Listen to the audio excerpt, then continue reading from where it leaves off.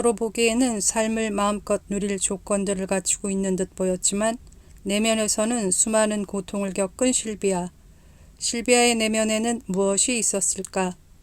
이번 시간에는 실비아의 불안이 어른이 된 실비아의 내면에 어떤 풍경을 낳았을지 그 키워드들을 살펴보죠.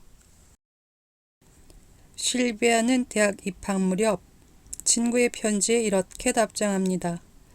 전쟁에 대해 쓴 이 편지를 읽고 안간힘을 써야 의식 뒷배경에 간신히 밀어제쳐지곤 하는 내 마음속 두려움이 불쑥 고개를 들고는 위장을 와락 낚아채는 느낌이었어.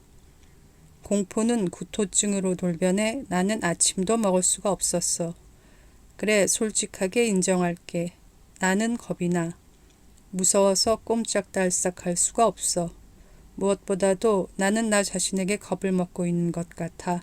생존에 대한 원초적 본능 말이야. 실비아는 이런 일기도 씁니다. 어렸을 적 나는 피터팬에 나오는 네버랜드에나 살 수 있게 생겨먹은 사람이었다. 그런데 동화의 나라를 떠나 어른들의 현실 세계로 들어가야만 하다니. 불안에 취약한 아이들은 내가 이 세상에서 한 사람의 몫이라며 살아낼 수 있을까 하는 의문을 가집니다. 이 거친 세상에서 버텨내기에는 자신이 너무 연약하다고 느끼는 거죠. 그래서 불안에 취약한 아이에게는 아버지가 중요해집니다. 아이는 든든한 아버지의 보호 아래 힘을 키워 세상에 나아갈 용기를 얻고 싶어 하죠. 그런데 실비아는 그 역할을 해줄 아버지를 8살에 잃었습니다. 근심 걱정 없는 네버랜드에서 살벌한 현실 세계로 나아갈 수 있게 도와줄 안내자를 잃은 겁니다.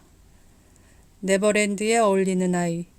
동화의 나라를 떠나 어른들의 거친 세계로 들어가려면 아버지의 도움이 필요했던 아이.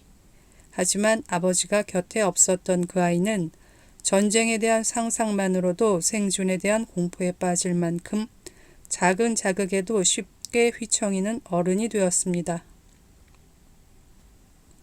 불안에 취약하게 태어나 그 불안을 조금이라도 줄이고 어른이 되느냐, 아니면 그 불안이 더 커진 상태로 어른이 되느냐, 그 두 갈래 길에서 실비아는 후자의 길을 걸어왔습니다. 뿐만 아니라 실비아는 자신이 누군지도 말할 수 없는 상태에 있었습니다. 실비아는 도서관에서 공부를 하다가 주위를 둘러보며 이런 생각을 하죠. 맙소사, 도대체 나는 누구지? 내가 아는 건 도서관 뒤편에 나만의 방이 있다는 것, 그리고 주말에 데이트가 있다는 것이다. 적어도 누군가는 내가 이름 석자로 존재하는 인물이 아니요, 진짜 사람이 틀림없다고 믿어주는 것이다.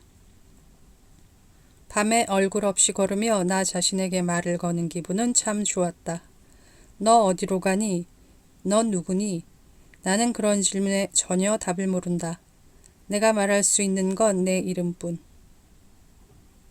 열심히 공부해서 명문대에 입학했고 지금도 열심히 공부하고 있는 여대생이 자신에 대해 확실히 말할 수 있는 게 실비아 플라스라는 이름뿐이다. 뭐라고 해야 할지 난감한 상황입니다. 실비아는 벌써부터 자신이 미쳐버릴 것을 걱정하고 있었습니다. 잠시라도 쉬거나 내면적 성찰을 시도한다면 그 순간 미쳐버리고 말 거다. 중압감에 온몸이 사방으로 찢겨 도무지 닿을 수 없는 머나먼 지평들을 향해 얇디 얇은 현처럼 늘어나고 또 늘어나 팽팽하게 당겨진다.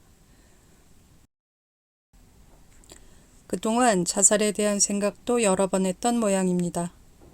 혼자 방 안에 앉아 전깃불에 발랄한 가짜 빛에 맞추어 요란하게 째깍거리는 시계 소리를 듣고 있다 보면 과거건 미래건 아무것도 현실처럼 느껴지지 않는다. 이러다 보면 지금의 텅 빈 껍데기마저도 별 필요가 없어질 테고 심지어는 자살을 저지르게 될지도 모르는 일이다. 실비아는 성취의 어머니의 사랑을 받을 수 있다는 생각에 각고의 노력 끝에 명문대에까지 왔습니다. 하지만 명문대생이 된 게 끝이 아니죠. 더 치열해진 경쟁 속에서 성취를 거두어야 합니다. 그런 성취의 부담은 다시 실비아를 두렵게 합니다. 어느덧 나는 전국에서 온 소녀들과 경쟁하며 살게 되었고 이제껏 해온 정도로는 턱도 없지 않을까 문득 두려움에 휩싸이기도 한다. 실비아는 이런 극도의 불안 속에서도 모든 스트레스를 속으로 누르고만 있었습니다. 온몸의 배출구가 밀랍으로 봉해진 것처럼 꽉 막힌 느낌이 들 때가 있다. 내 몸 안에 가득 차 펄펄 끓어오르고 있는 이 시궁창물을 배출하지 못한다면 그만 폭발해 순식간에 우르르 무너져 내리고 말 것 같다. 실비아는 안 그래도 불안 때문에 늘 긴장하고 살 수밖에 없는 사람입니다.